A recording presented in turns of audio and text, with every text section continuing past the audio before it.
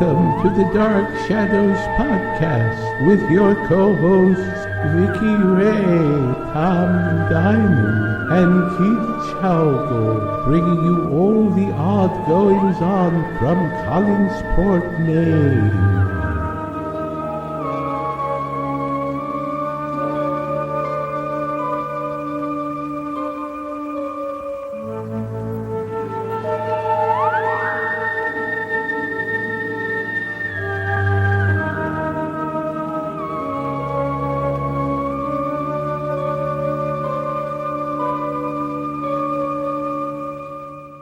Hi, everybody. This is Tom Diamond from the Literary Licensed Dark Shadows podcast, and I hope you're doing very well today.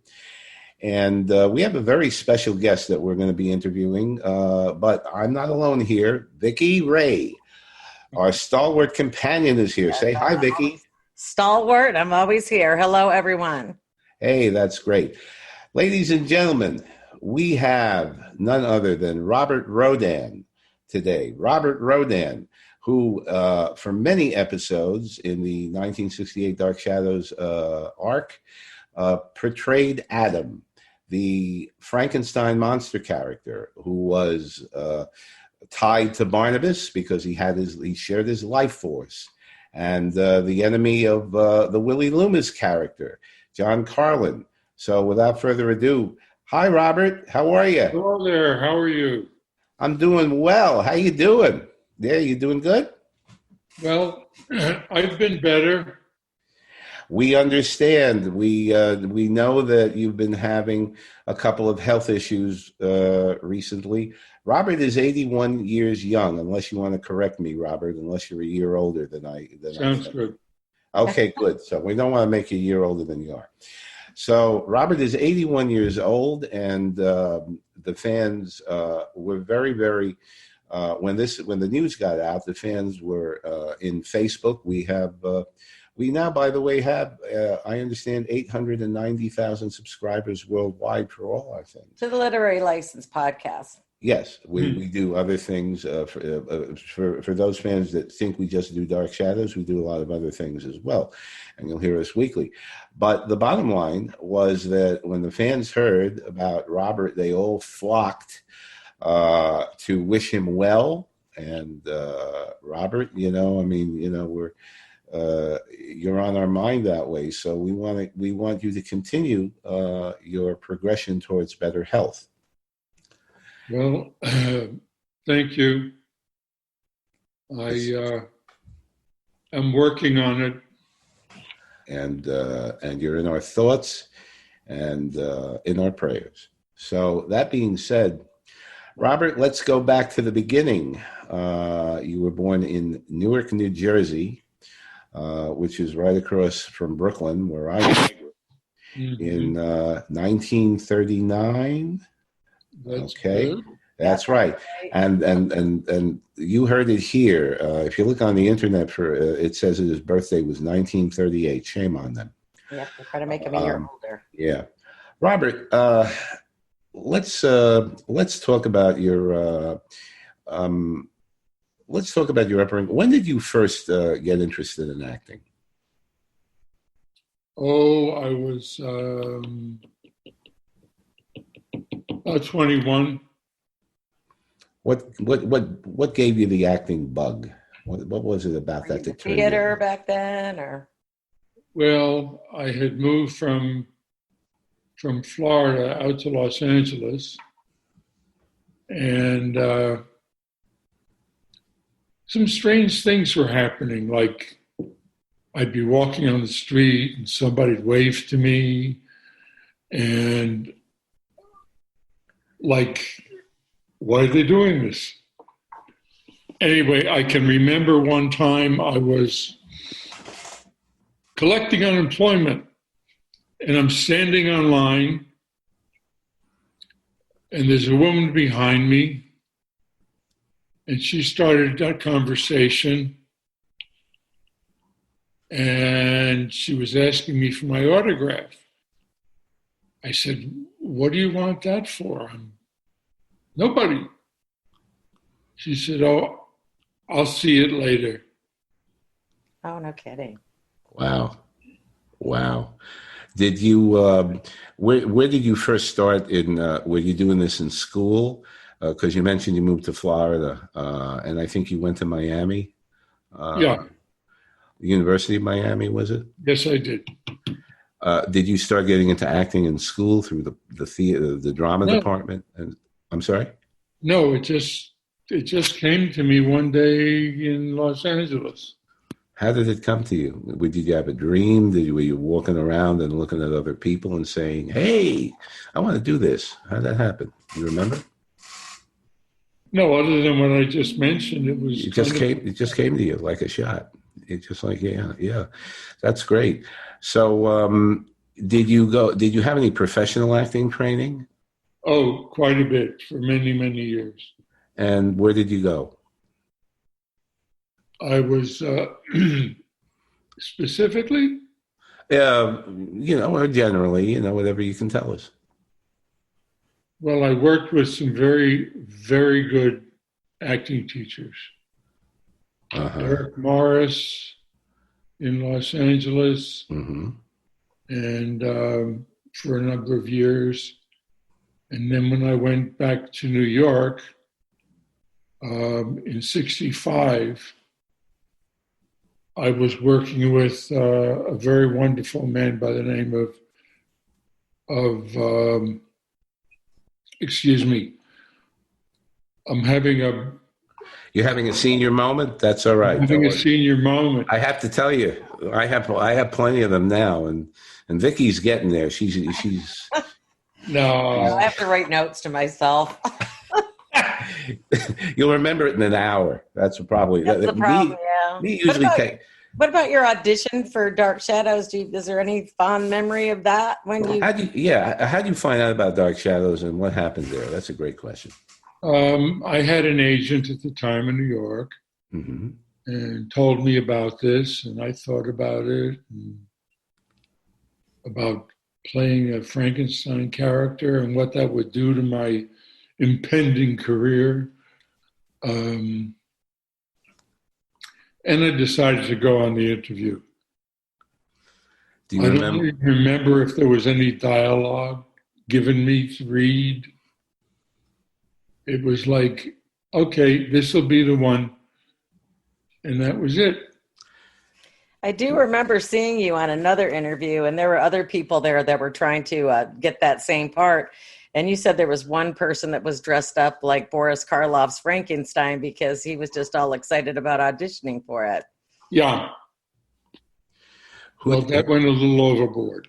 A little overboard, yeah. So you got the part, though. So apparently, you shone through. And I did also read about how you studied for that part and how you studied children for the role and how they grew and evolved as they grew up and as Adam, that you had to grow into this literally from a childlike countenance to the Adam we see in later episodes. Whose voice you couldn't shut up. Yeah, after he learned. He was quite literate, I'll tell you. The Professor Stokes character. No kidding. Yeah. Really Such a fantastic job. You really did. Really taught him well. When you were interviewed for the audition, do you remember who interviewed you? Was Dan Curtis there, or maybe? Yeah. Dan Curtis was there. I remember meeting Dan then. And was any of the directors like Layla Swift or Sedgwick or any of the writers? Probably Leela. I remember her best.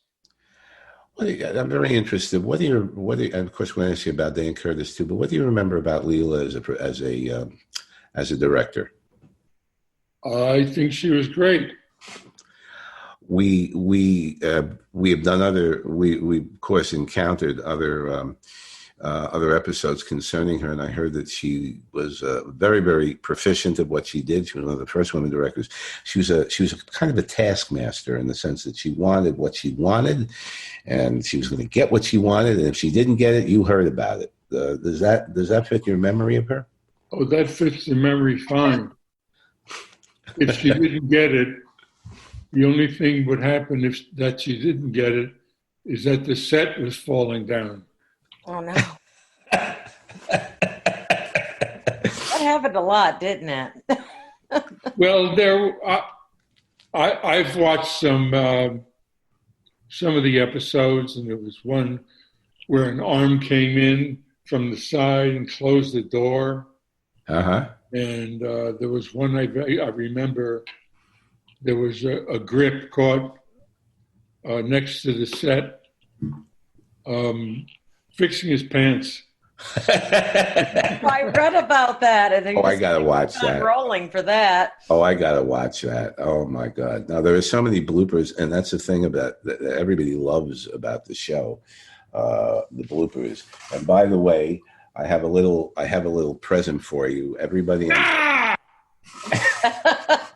It's a chicken leg for all of our listeners. Yes, we're holding up a chicken leg. This was taken from the studio 50 some odd years ago and kept in formaldehyde, and we just got it out for. No, I'm kidding. This is 2 days old. My fiance got it at Walmart and cooked it up. But anyway, so I'm going to eat it. While we're talking. I'll wait. Have a little bite. That was kind of an interesting the interaction between you and John Carlin. Yeah, I was going to say. So for the fans, for the newbies, because we have both new fans that may have not watched this yet, as well as the old timers, the ones who were originally around. So the Willie character and the Adam character, Willie used to shake it in his face, and Adam finally busted him in the chops. But what are your memories, Robert, of Dan Curtis? I don't know that I can pinpoint anything. Specific memories of Dan. That's okay. Let's move on. Jonathan, may rest in peace. You acted with Jonathan frequently. Yeah. And what do you remember about Jonathan? Well, I think we had a difference in terms of approaching a role. And how so? Well, I don't know if I can explain what I mean. Was he more of a method actor? Were you more of the method actor? No, definitely me. And Jonathan seemed to be someone who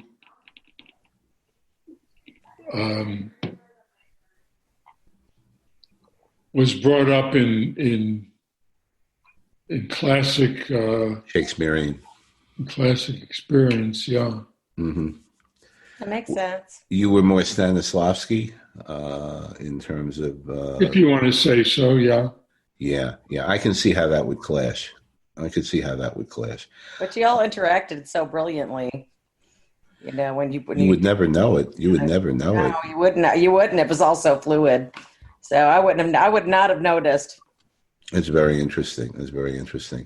What about John Carlin? Now, John was one of the best cut-ups that, he was very, very friendly to the fans and everything. What do you remember about John Carlin? You had some great. Oh, he was really a wonderful guy. It was really, really good when we worked together. Mm-hmm. Mm-hmm. You guys had some chemistry together, but especially with the chicken leg. And then I remember seeing a scene where you guys were looking at Josette's jewelry in the box, and he was looking at the earrings and whatnot. And you guys had some kind of a simpatico going on. You had really good chemistry when you did do your scenes together. So it's clear that you guys were probably close, I wouldn't doubt, when you were off camera as well. No, not really. I was kind of a loner. You were a loner. You were a bachelor back then? Oh, yes. Oh, yes. Well, you should. Well, yes. Did you wear? Women loved you. Well, you're 6'4", for God's sake. I know, you were so tall. Your when you were encountering Nancy Barrett, and she had some kind of unrequited love for you on Dark Shadows, I believe. She was so small as opposed to you were just tower over her. She looked like such a little thing compared to you. Yes. She was so petite, but I love those as well. What are your memories of Nancy Barrett working with her? Well, one thing I can say is we get a script for the next show, which would be like tomorrow. Okay. And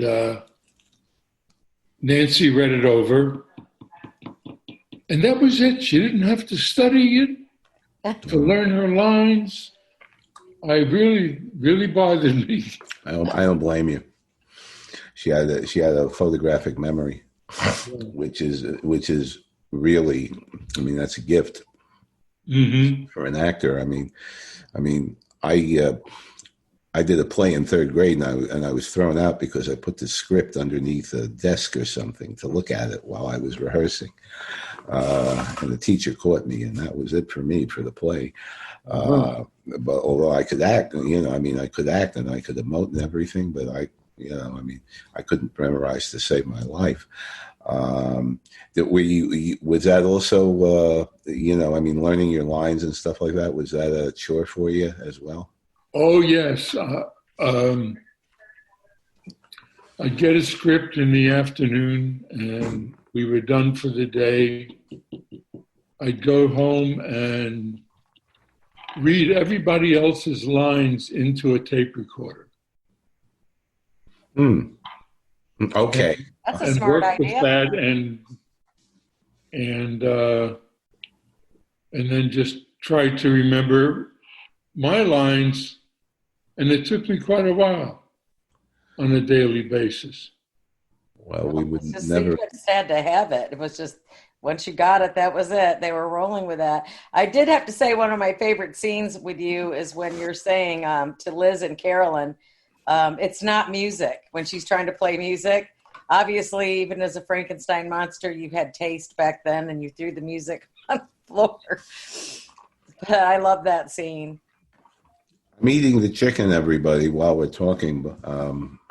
I figured, you can't put a good chicken leg to waste. No, you cannot. But every time I do this now, Robert, I'm going to think of you when I eat a chicken leg. You might guess. Oh, that's nice of you. That's nice of you. I wish you were in the neighborhood. I bring over a whole chicken. The heck with the leg. But talk to me about now Grayson Hall. What are your memories of Grayson?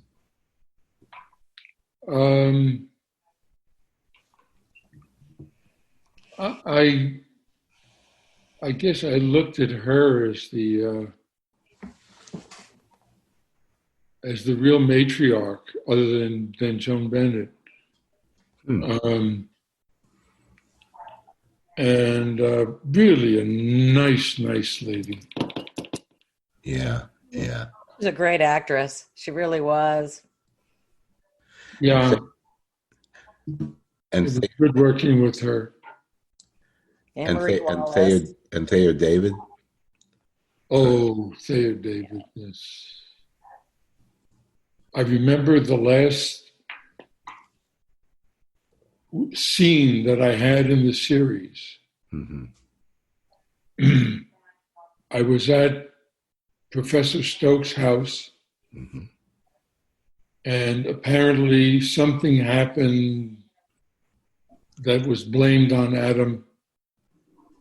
And there was a knock at the door, and it was the sheriff.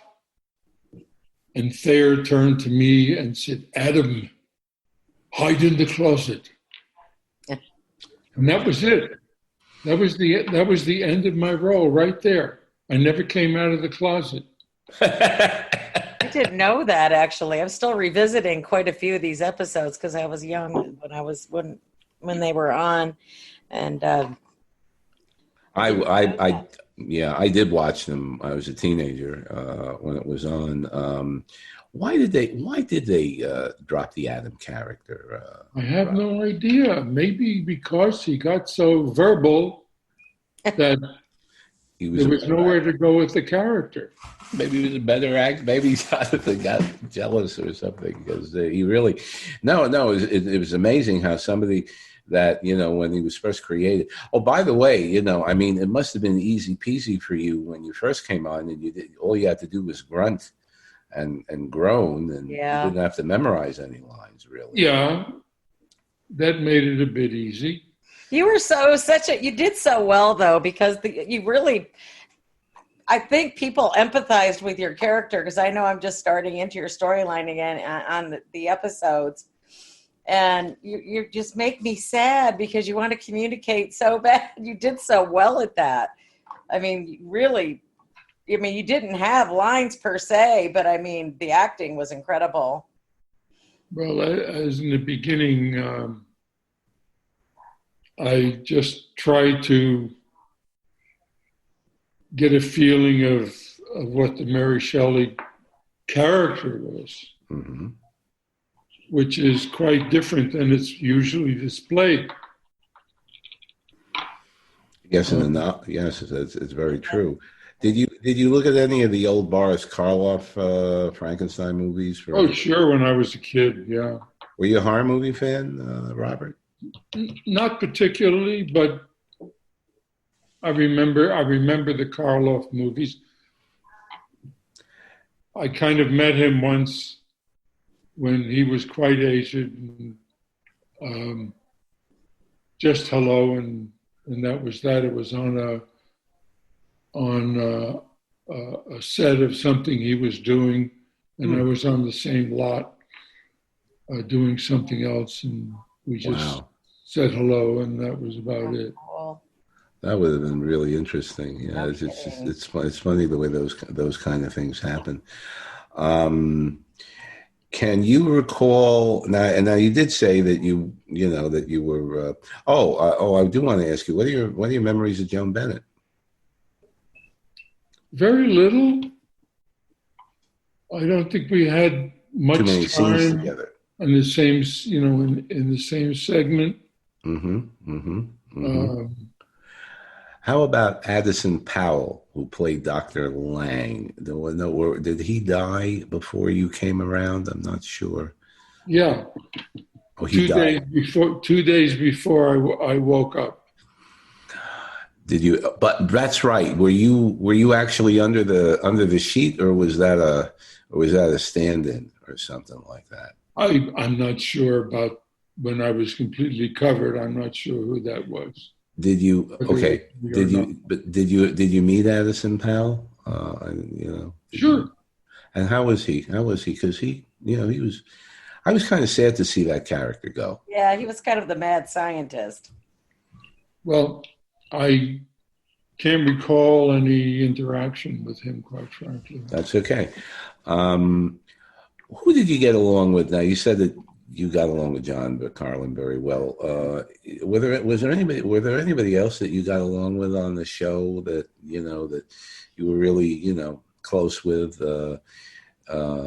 professionally and stuff like that? Because you were, you said you were a bon vivant back then. You were a bachelor, and you were having a lot, and you were sewing whatever there was to be sewn.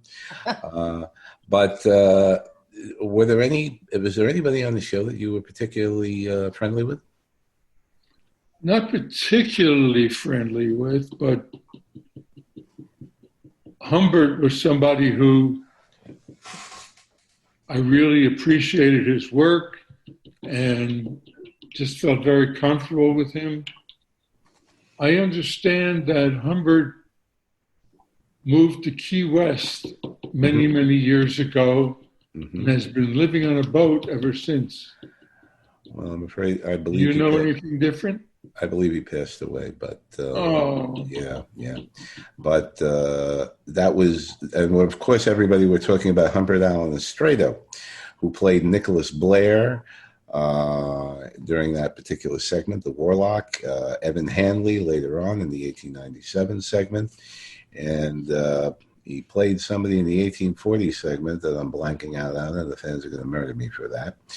But he was, but that is, you had a lot of scenes with him because this was part of Nicholas Blair's plan to dominate the world through you. You played very well off of him. Well, he was very good to work with. That's interesting. And he was did have a lot of good rapport and chemistry with Marie Wallace, though. Yep. Adam and Eve. Yeah, I was even looking up certain things. I did find a 2008 Dark Shadows Festival where you and Marie Wallace kiss in an unproduced 1968 script, and the crowd loved it. Oh, yes, I remember that. That was a fantastic video. I loved it. I watched it a couple times. The fans loved it. It was fun. You did more research than I was able to do on this one. Tell us about that. What are your reminiscences about that, Robert?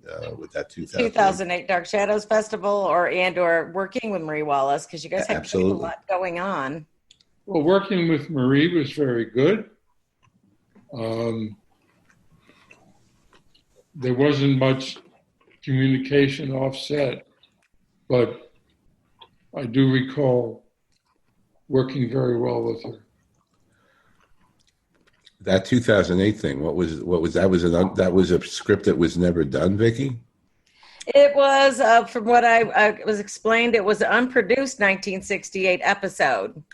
That's interesting. And you all were reading it in front of the fans for each other. And then during the reading of the script, you guys kissed each other after 40 years, it says, and the fans were all going nuts. Oh. It was great. It really was. And you were really funny. Thank you.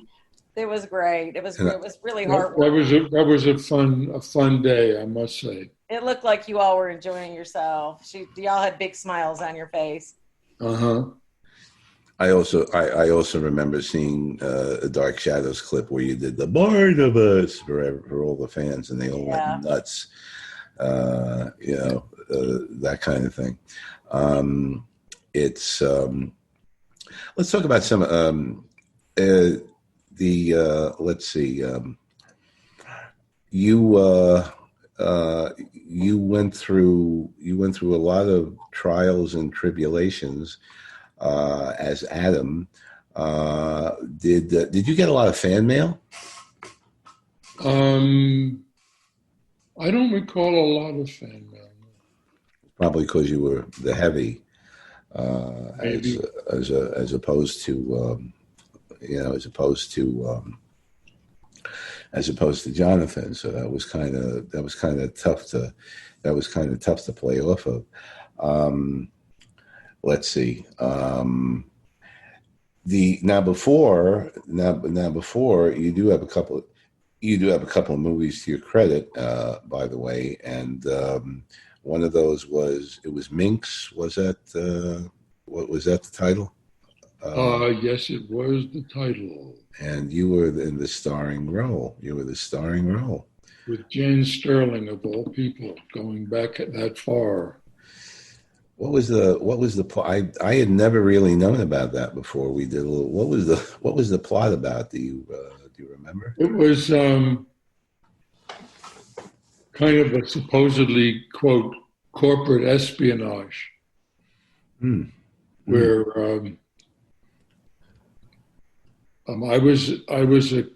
my character was head of a company that was originally funded by Jane Sterling, who played my wife. Okay. And the difference in age between us was amazing, that she was playing my wife. A bit older. And there were scenes in the corporate boardroom, in my office. And then we ended up in a part where we were at a hunting lodge. which was quite beautiful.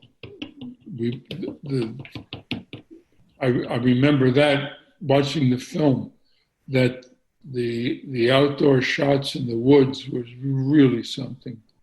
Mm. And in the end, unfortunately, after some encounters with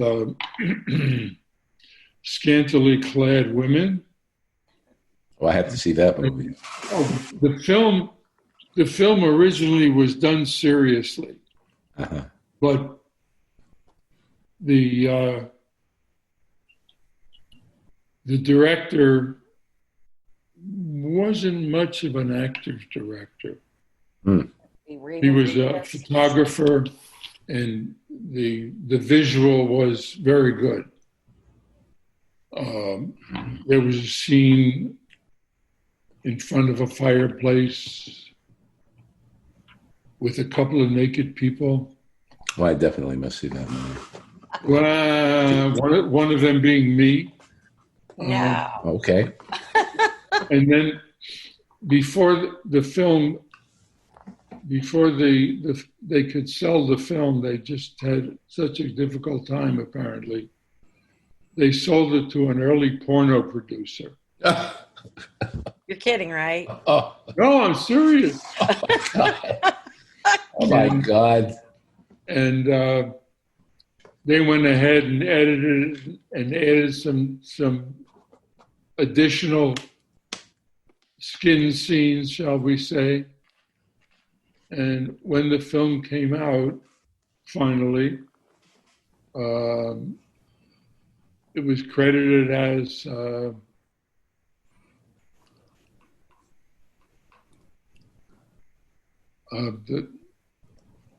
what the heck was that again? Anyway, but compared to the film that was called I Am Curious Yellow, which was supposedly the first nudie film. It wasn't. Anyway. Yours was. Yeah, apparently. And that's something the fans never do about what Adam did when Barnabas wasn't working. Good. Maybe that's why how we learned how to speak so well. Yeah, there you go. You did do some guesting on the Dark Shadows audio dramas too. Yeah. Yes. How did it feel to go back to that? After all those years. I must admit that since I heard from you, it has prompted me to watch the show, and I'm addicted to it now. That's fantastic. Oh, that's great. That's great. That's wonderful. Oh my God! If we could do that for you, I mean, that what a compliment. My God, where are you? What are you watching now? Which? In my own stuff. Oh, you're okay. Watching in that segment. Storyline and just kind of to get an idea of what I was like and what it was like to do it. And there you go. I mean, an interesting experience. That's my next question, and I'm glad what was it like when you looked at those episodes all over again and reacquainted yourself with the role? What was it like doing it? Well, I don't know. I guess I was looking at it more from a technical perspective than the storyline. But from the technical perspective, I remember there was one scene which I watched the other day. Okay. Barnabas and I in his living room, and all of a sudden,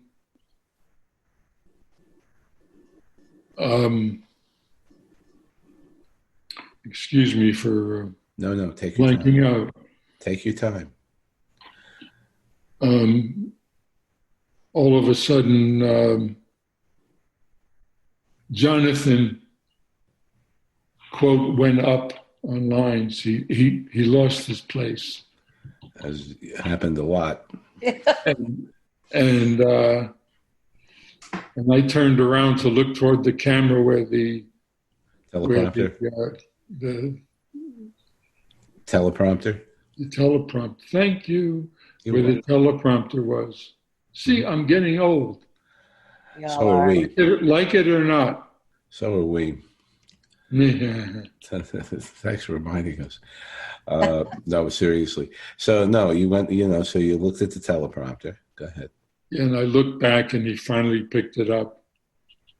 You can tell when you guys were looking at the teleprompter back in the day because they had the camera would have a certain angle, and I never looked at it. Well, no kidding. Well, that was always, with all the homework that I did. A feat for you. That was a feat. That was definitely a scene down for a day. By the time I went back to shoot it, I had no problem with the dialogue. Well, you just reminded me of David Ford, who played Sam Evans on the show. Yeah. And who you wound up killing off, actually, or helping to kill off.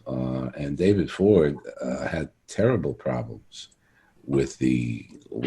I don't know if you know the story, but they had to make the character blind. Yes, I recall. At least they didn't have to do that with you. When I had a scene with him, which wasn't very often, it was kind of funny knowing that he was reading from the teleprompter. What were your now not to disparage the fact that he was Broadway trained and he was one of the first actors actually that they brought on the show. That was Leela Swift's decision as a because she wanted to kind of up the ante on the other soap operas of the time, which didn't deal with that, and that gave a more theatrical quality to the show. So to give him that. But do you remember anything else about? Well, you said you didn't have too many scenes with him. Do you remember anything else about him? About David Ford? Not really. Okay, so just that he was Nancy Barrett's husband, right? He was. Yes, he was. Yeah, he was. And they were divorced later on. And by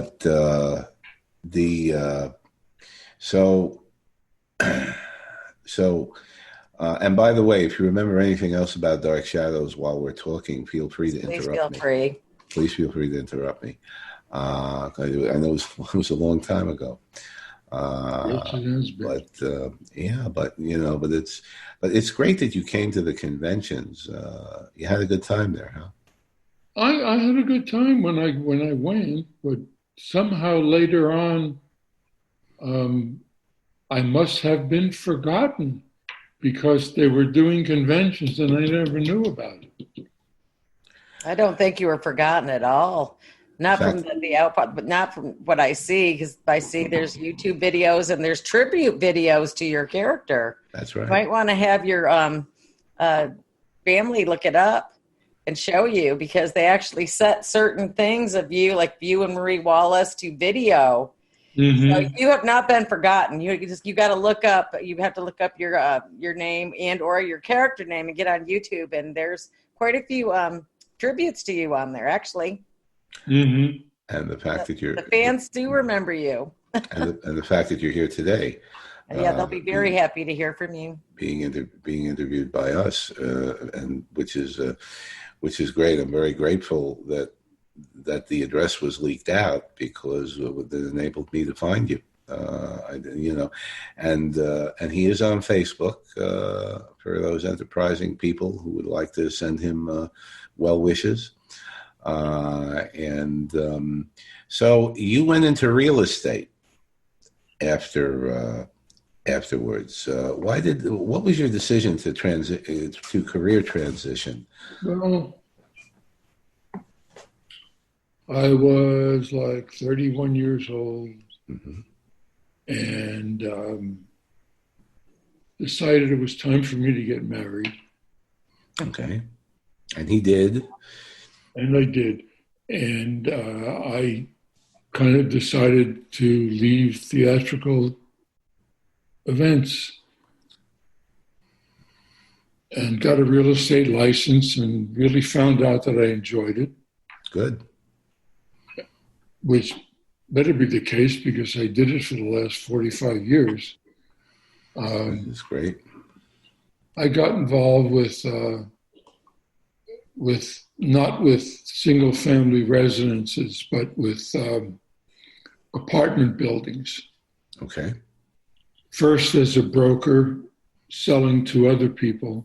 Right. And then as a principal when myself and my brother-in-law got together and started buying buildings back in 73, I think. Mm-hmm. And that got to be somewhat further when we had other investors come in with us, and we bought some buildings with them. And my company managed the buildings. Okay. My brother-in-law is a doctor, and Mm-hmm. he didn't have time to be involved. I can imagine. As much as a good businessman as he was, or is, I should say, he still is. Mm-hmm.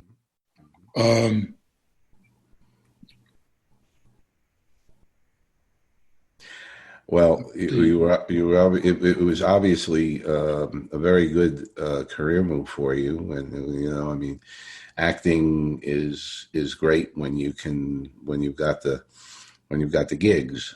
Mm-hmm. But then when you don't have the gigs, then there's the, and everybody has to pay the rent. And speaking of your marriage and family, Robert's daughter, Mandy, is with us today. Hi, Mandy. You can say hi. Hi, Mandy. Hey, Mandy. Mandy, let's ask. We don't want you to feel lonely. What were do you have any favorite recollections growing up? Did people approach you about your father's role on Dark Shadows? I think my favorite thing once in a while. I mean, it's such a unique show that either people have watched it and heard of it or they really haven't.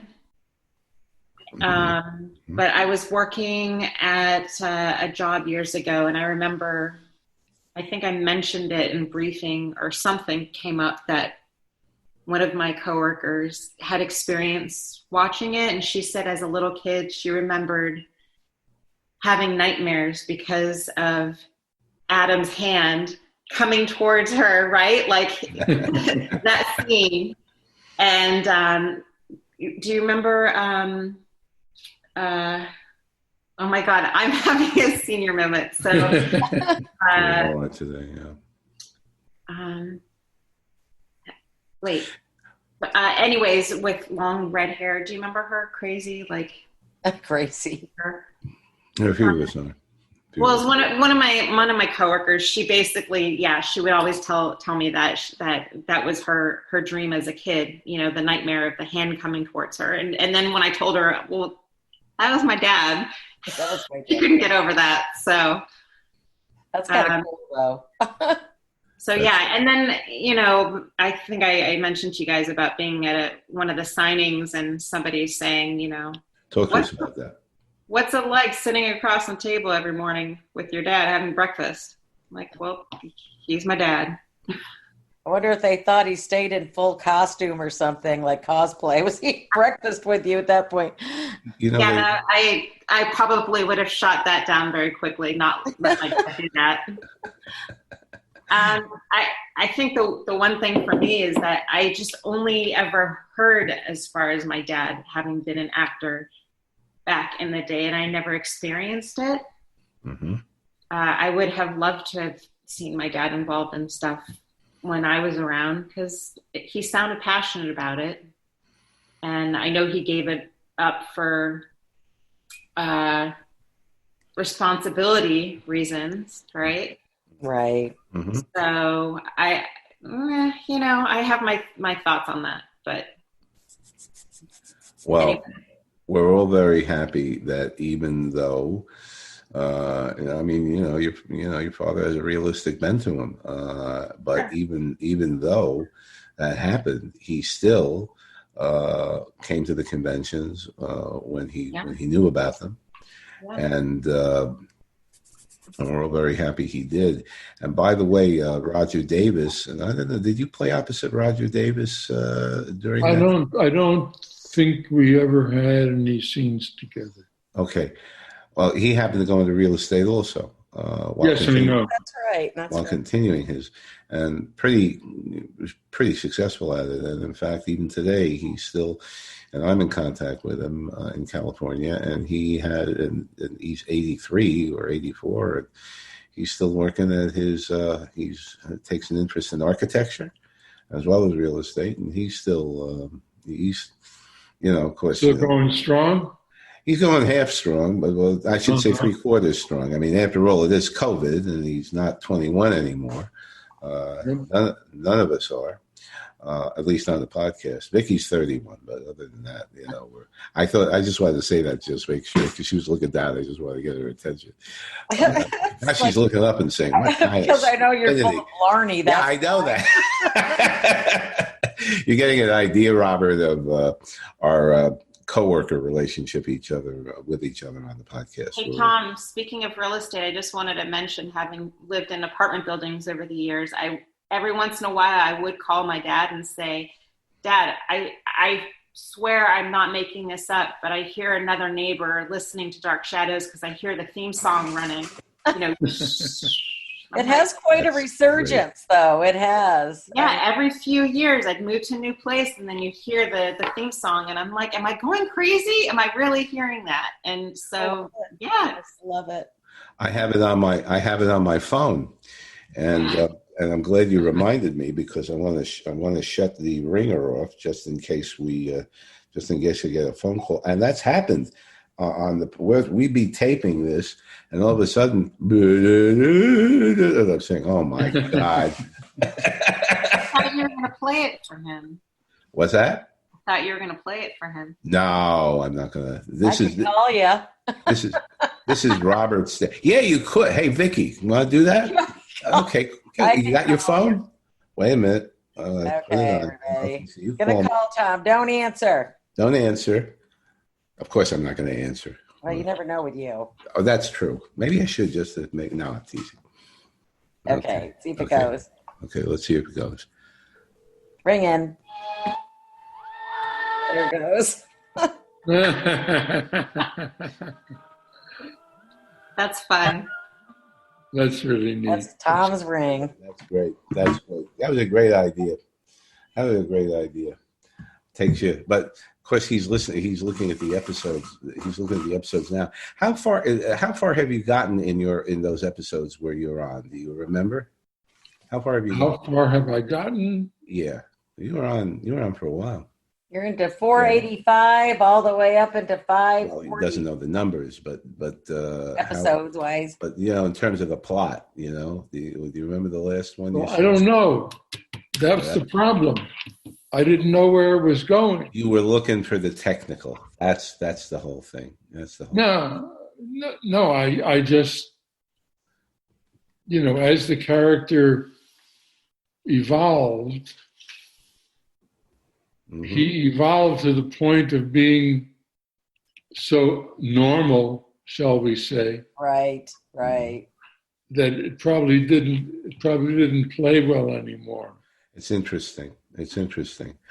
Well, but even in the Karloff Frankenstein, he wound up speaking in the second movie, The Bride of Frankenstein, and it was so this was really more progression. I mean, Curtis stole from every horror plot in the book, or novel. Or novel, Dracula, Frankenstein, Turn of the Screw, that was later on with David Selby, and that was after you were on. Oh my God, the Lottery was the last one they did. So it was only natural that you progressed the way with the exception though, you talked about the Shelley novel, and he was born talking like a Rhodes Scholar. in the Shelley novel. But with that exception, I think they went more on Karloff. So that was, one thing I wanted to ask you. You wore the same thing every day. What the heck? Was it the green sweater or something? The turtleneck. The turtleneck. Yeah, there's this whole thing about the green sweater, and I'm watching the scenes now, and I was in a gray sweater. Wow. Okay. But okay. I do remember the green sweater. Yeah. Well, at least they changed the color on you sometimes, although they never. Yeah. Maybe Professor Stokes went to the haberdasher and got you a different. I know, you would think. Maybe so. Yeah, but you were still wearing that same black jacket. Yeah. Yeah, that was more like the Karloff thing, I think. But did you ever go up to the costumer and say, "Can't I wear something different?" Yeah, I know. The makeup, they did the scars. How long did that take? Oh my God, a couple of hours. Really? Oh wow. Yeah. Did you have to get to the studio earlier for that? Yep. Oh my God. Yeah. Like around 6 or something, and God, I remember the makeup artist, a really nice guy. I can't think of his name. I'm trying to remember who that wouldn't have been Mustaller, would it? Who? Rams Mustaller? That much? No. There was another guy. I know. I'm blanking out on his name, but Edith Tilley's came along later. But that was for the hair. That was for the women. So talk to us about. So you came in at 6 o'clock. Talk to us about an average day. So you'd be made up until around 8, and then. Did you have to, then what did they break for breakfast or something? This is kind of well known, but no, not that I can remember. What did we do? We didn't go through anything prior to the time we taped. Okay. Really? Oh, okay. Yeah. And I don't remember what time of day it was. You didn't have a reading or anything like that? Because I think they used to have a reading, didn't they? After the show. Oh, okay. We had a reading for the next show. Oh, okay. So you had the dress for... That's when Nancy learned her lines. I'm glad to hear that. And I didn't. Oh, yes, you did. Oh, well, yeah. I got to... I really enjoyed it was harder for you to learn them, but you learned them. I mean, and that was amazing. And you never had to look at the teleprompter, and that's also a feat. Not everybody was able. I think David Hennessy was the only one, the little kid, David. Yeah. And I don't know whether you played against him. I don't think you did. But he was really the only. He was a veteran. He used to correct the adult members of the cast on their lines when they screwed up. Must have really. Vicky, you've got the bio. So you had Minx. Was he in one other thing? I think it was 1963. Yeah, that one is there was.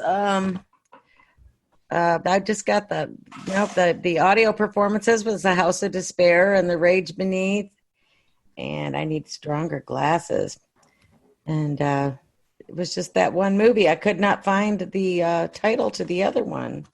Just take a quick look, because I had something like that. Do you have any really anything that sticks out in your mind, memory-wise, of the set or the characters or the actors? I know that you had specified you were all like family, but is any particular thing set out to you?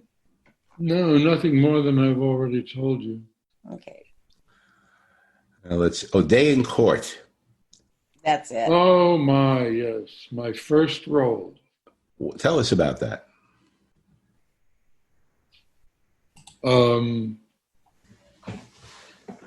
It was my first role, and 1963. Yeah.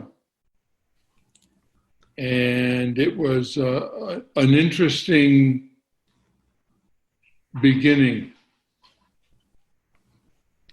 I don't remember if the dialogue was ad lib or not. I don't think it was, but I just felt very comfortable with it. That's great. That's great. Well, Robert, for everybody, has not only a daughter, but he also has a son, Jordan, and you have grandchildren, I understand. I have another daughter, Laura, Oh, you have another. and So one grandchild. one grandchild. How old is the grandchild now? She's 23. Oh my God! Wow! Time flies. Time flies. I've got a grandson. He's going to be 8 this year. I love it. Love being grandparent. What is your granddaughter? What does your granddaughter do? She's working with her mother. They're in Atlanta. Okay. And she's been working with her mother in a hair styling studio. Wow. Well, that's great. That's great. I've never been down there in Atlanta. Yeah. So, Robert, now it comes to the part where, and I always ask this, is there anything you'd like to say to the fans? That's what I was going to say. I really appreciate the fact that you guys have been there over all these years. And I hear from people who saw the original show back in the late 60s. Mm-hmm. And they're still with it. And I really marvel at that. But then I watched it the other day, and it's still kind of interesting.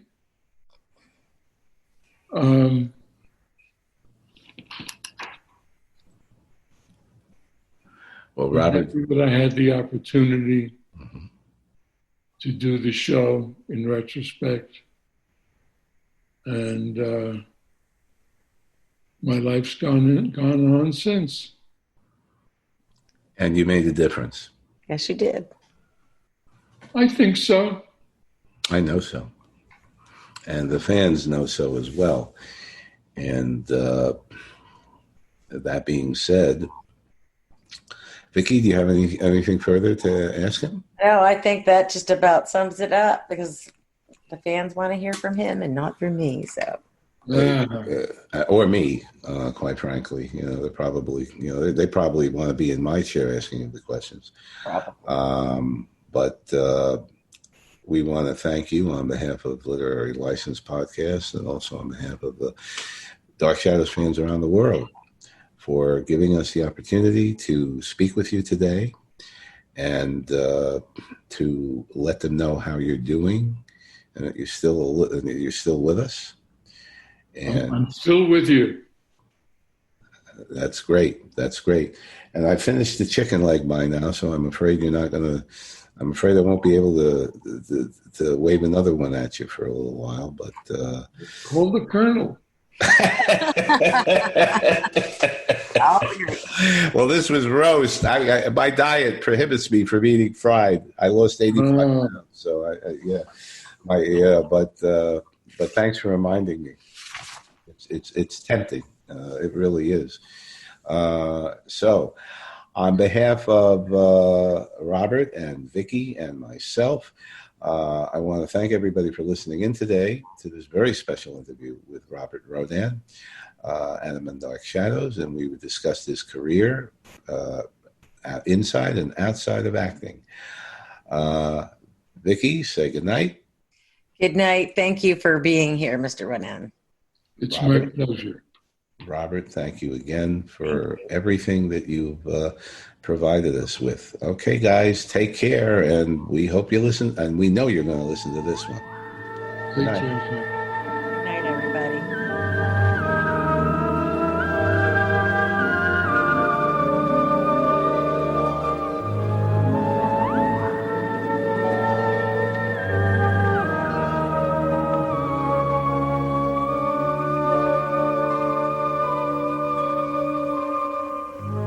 This has been a literary license podcast production. If you cry for help, there's no help